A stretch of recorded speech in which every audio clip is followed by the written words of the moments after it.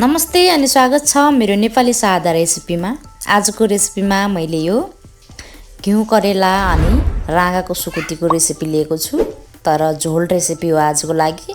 तपाईहरुलाई सुक्खा खान मन छ भने मैले बनाए जस्तै रेसिपीमा तपाईहरुले सुक्खा पनि बनाउन सक्नुहुन्छ। मैले चिसो पानीमा चाहिँ कम्तीमा पनि 10 मिनेट जति सुकुटीलाई भिजाएँ र यो घिउ करेलालाई फेरि मैले पानीमा सफा गर्दै एक एक गरेर चिरा पारेर उसको भित्रको फलहरु छुट्याउँछु र यसको मसलाको लागि मैले लसुन र अदुवा थिच्दै छु र यसमा पिसिएको मसला भन्दा दाना दाना नै राम्रो सुहाउँछ। त्यसपछि मैले धनियाको दाना र जिराको दानालाई तेलमा फुराउने छु र तेलमा मैले यसको रस बनाउने भएर हल्का थोरै बढी तेल राखे।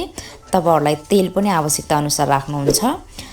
तेल तातिसकेपछि यहाँनिर सुरुमा मैले जिरा अनि धनियाको दानालाई फुराउँछु अनि अलिकति फुरिसकेपछि मैले सुरुमै सुकुटीलाई हल्का रातो रातो हुने गरी फ्राई गर्छु र मैले घिउ करेला पछि चाहिँ मैले बेसार नराख्ने, त्यसैले सुरुमै मासुमै बेसारलाई राख्ने र बेसार नुन तेल चाहिँ आवश्यकता अनुसार राख्नु होला। कति पकाउँदै हुनुहुन्छ र कति खान मन छ त्यही अनुसारको नुन तेल बेसार चाहिँ तपाईले आफै राख्नु होला र एकैछिन बेर बेसार राखिसकेपछि पनि राम्रोसँग फ्राई गरेर मासुलाई राम्रोसँग तेलमै फ्राई हुन दिने। त्यसपछि यतिको फ्राई भइसकेपछि मैले अब अदुवा र लसुन थिचेको राख्दै छु। अदुवा र लसुन पनि मैले धेरै मसिनो बनाएको छैन, हल्का दाना दाना चपाउन मिलोस् भनेर ठुलो ठुलो पिसमै मैले थिच्ने मात्रै गरेको छु र यी सबैलाई एकैछिन फ्राई गर्छु र हल्का रातो रातो हुने गरी फ्राई गरिसकेपछि अब मैले बनाएर राखेको छिलेर राखेको करेलालाई राख्ने छु र यो करेला र सुकुटी यस्तो मिठो हुन्छ र यसको स्पेशल चाहिँ झोल रेसिपी नै मन पर्छ मलाई। तपाईहरुलाई सुक्खा मन पर्छ भने यही तरिकाबाट सुक्खा पनि बन्छ र मैले सुकुटी कम अनि करेला धेरै बनाएको छु किनकि यो मज्जाले पाक्यो भने एकदमै मिठो ग्रेभी बन्छ। त्यसैले अब राम्रोसँग चलाइचुली गरेर एकैछिन बेर करेलाबाट निस्किएको पानीलाई मात्रै छोपेर पकाउन सक्नुहुन्छ र यसमा आवश्यकता अनुसार नुन राखे मैले।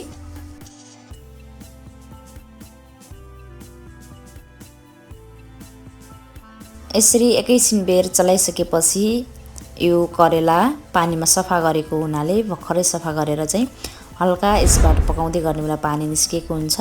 त्यो पानी सुकुन्जेल चाहिँ मैले यहाँनिर छोपेर पकाएँ र यसरी छोपेर पकाउँदै गर्ने बेला हल्का भाँडामा तासिएको पनि छ। अब बिस्तारै चलाउँदै लैजाने र यो करेला पाकिसकेको छ राम्रोसँग थिच्दै पनि लैजाने र यदि तपाईहरुलाई सुक्खा खान मन छ, यसको रस बनाउन मन छैन भने तपाईले एकैछिन छोपेर पकाइदिने बेला यो पाकिसक्यो र अहिले सुक्खा खानको लागि यो रेडी भइसकेको छ। हेर्न सक्नुहुन्छ मासु चाहिँ तेलमै फ्राई गर्दा गर्दै पाक्छ भने करेलालाई चाहिँ एकैछिन छोपेर पकाइसकेपछि यो पाकिहाल्छ र म चाहिँ रस बनाउँदै छु, त्यसैले यसमा हल्का पानी थपेर मैले राम्रोसँग 5-10 मिनेट उम्लिन दिन्छु। तपाईहरुलाई चाहिँ सुक्खा खान मन छ भने पानी नराख्नु होला, त्यतिकै खान सक्नुहुन्छ। अब म यसलाई छोपेर एकछिन बेर राम्रोसँग उम्लिन दिन्छु।